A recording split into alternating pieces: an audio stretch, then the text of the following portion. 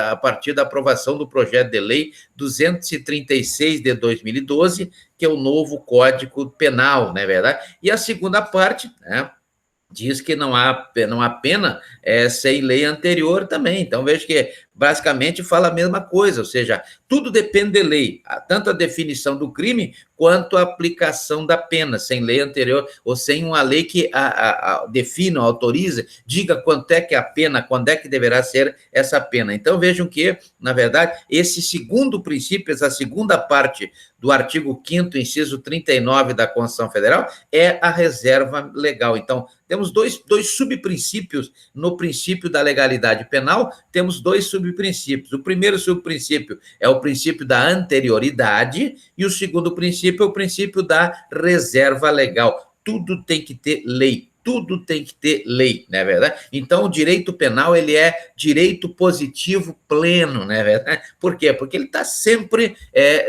submisso ao ordenamento jurídico, submisso à lei, né? A lei. Então, vejam que a reserva legal é um subprincípio do princípio da legalidade, a anterioridade é o subprincípio da reserva da legalidade, né? E essas leis, na verdade, elas têm algumas garantias, né? A primeira garantia que se vê está no artigo 5º, inciso 40 da Constituição Federal, que a lei penal ela só pode retroagir para beneficiar, né? Ela não pode retroagir para qualquer outra situação que não seja para uma situação mais benéfica ao condenado ou o acusado, no caso, se ainda não houver a sentença penal transitória transitada em julgado, como se fala, como se vê no artigo 5º, inciso 57 da Constituição Federal, quando se denota aí o princípio da inocência presumida. Então, vejam que o artigo 5º, inciso 40 da Constituição Federal diz que tudo tem que ser com lei, e essa lei, em princípio, não pode retroagir, a não ser para beneficiar. Então, o objetivo do direito penal é tutelar os bens jurídicos das pessoas, e quando ocorrer a infração penal, aí dentro daquele espírito da fragmentariedade, não é verdade? Quando ocorrer essa violação, aí o Estado vai ter que aplicar a penalidade, ou seja, ir lá buscar reeducar, ressocializar e reintegrar essa pessoa à sociedade, certo? Então, nós temos aí o primeiro princípio que temos que observar, é o princípio da proteção ao bem jurídico, né? Depois nós temos o princípio da intervenção mínima, e aí entra a relação custo-benefício da aplicação da lei penal. A relação custo-benefício, ela está baseada no seguinte aspecto, temos até decisões jus-realistas, ou seja, como já falamos no início, aquelas decisões que têm origem nos tribunais superiores e não no próprio poder legislativo, não é a manifestação direta da vontade do povo pelo sistema representativo do artigo 14 da Constituição Federal, e sim a vontade demonstrada nos tribunais superiores. Então, o STF, por exemplo, ele tem julgado aí, né, alguns casos, podemos citar aqui o habeas corpus 84.412, né? Também tem o habeas corpus 176.564, que diz que o Estado só deve interferir, né, depois de fazer um juízo de conveniência e oportunidade. Portanto, é um ato discricionário do Estado, nesse caso, né, fazer um juízo de conveniência e oportunidade e verificar qual é o grau de lesividade, qual é o grau de ofensividade dessa ação ou omissão típica, antijurídica e culpável para a sociedade, qual é a periculosidade do sujeito ativo dessa ação ou omissão típica, antijurídica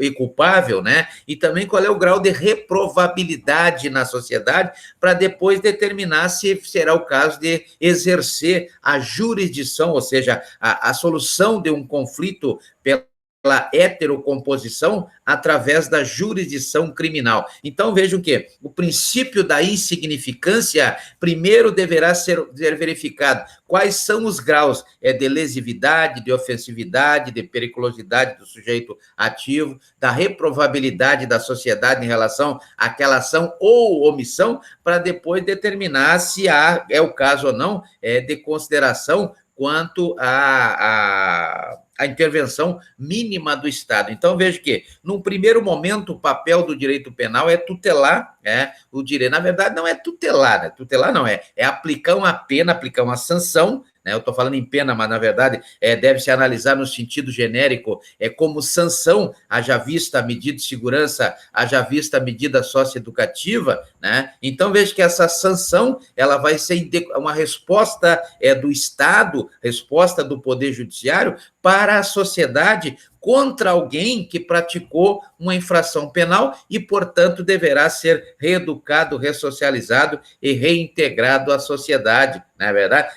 Haja vista a existência de um contrato social, né, e da criação do Estado de Direito, onde todos estão abaixo da lei, inclusive o próprio Estado. Então, depois nós temos o princípio da materialidade, onde toda a prática criminosa, toda infração criminal, infração no sentido amplo, que essa infração ela pode ser um crime ou pode ser uma contravenção, né? Poderá mudar isso no projeto de lei 236 de 2012, mas por enquanto nós temos o sistema binário, né? O sistema binário é onde temos os crimes e temos as contravenções que caracterizam o gênero, a infração penal. E a materialidade da infração penal é fundamental para que tenhamos aí a instauração do devido processo legal, nos termos do artigo 5º, inciso 15, aliás, artigo 5º, inciso 54 da Constituição Federal. A inciso 15 fala sobre o direito de ir e vir, né? Então, o artigo 5º, inciso 54, diz que ninguém será privado dos seus bens ou da sua liberdade sem o processo legal, sem o devido processo legal. Então, vejam que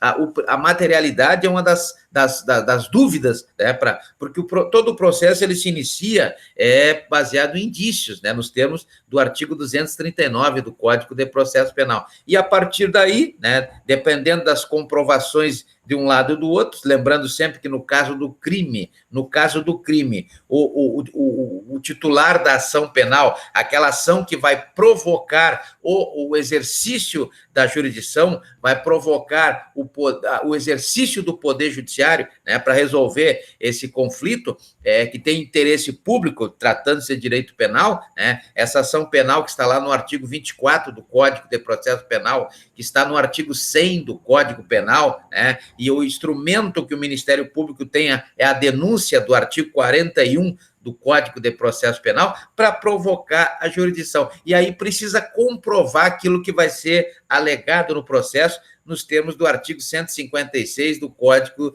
de Processo Penal. E aí tem que essa comprovação exatamente a materialidade e os indícios de autoria. Indícios de materialidade, indícios de autoria. Indícios de materialidade, né, presume-se que todo crime tenha que ter a materialidade, ou seja, a prova da materialidade. Isso pode acontecer quando restar vestígio pelo exame de corpo de delito, conforme prevê o artigo 158 do Código de Processo Penal, ou se não tiver mais vestígio, poderá ser pelo exame de corpo de delito indireto do artigo 167 do Código de Processo Penal, né? Então, vejam que existe aí formas, né, de levar para a balancinha, né, as provas, a comprovação da existência material do crime, ou seja, os indícios de materialidade, e a outra parte, a defesa, né, quando fizer a sua defesa nos termos do artigo 396 do Código de Processo Penal, também vai ter que levar lá os indícios de materialidade e autoria, né? Normalmente o Ministério Público ele utiliza-se do instrumento administrativo, que é o inquérito policial, no caso do crime de menor potencial ofensivo, é o TCO do artigo 69 da Lei 9.099 de 95, mas nem sempre, porque ele pode dispensar também o inquérito policial, o Ministério Público pode dispensar o inquérito policial e se convencer da materialidade de autoria por outro meio, não é verdade? Então, temos aí no artigo 12 do Código de Processo Penal, no artigo 39, parágrafo 5º também do Código de Processo Penal, no artigo 43, né, do Código de Processo Penal, também há essa possibilidade da dispensa do inquérito policial por parte do Ministério Público, e ele poderá, então, aí denunciar, né, denúncia do artigo 41, até porque não precisa nem no nome, né, nem no nome do acusado, não precisa nem no nome do acusado, basta as características do acusado, conforme preconiza aí o artigo 259 do Código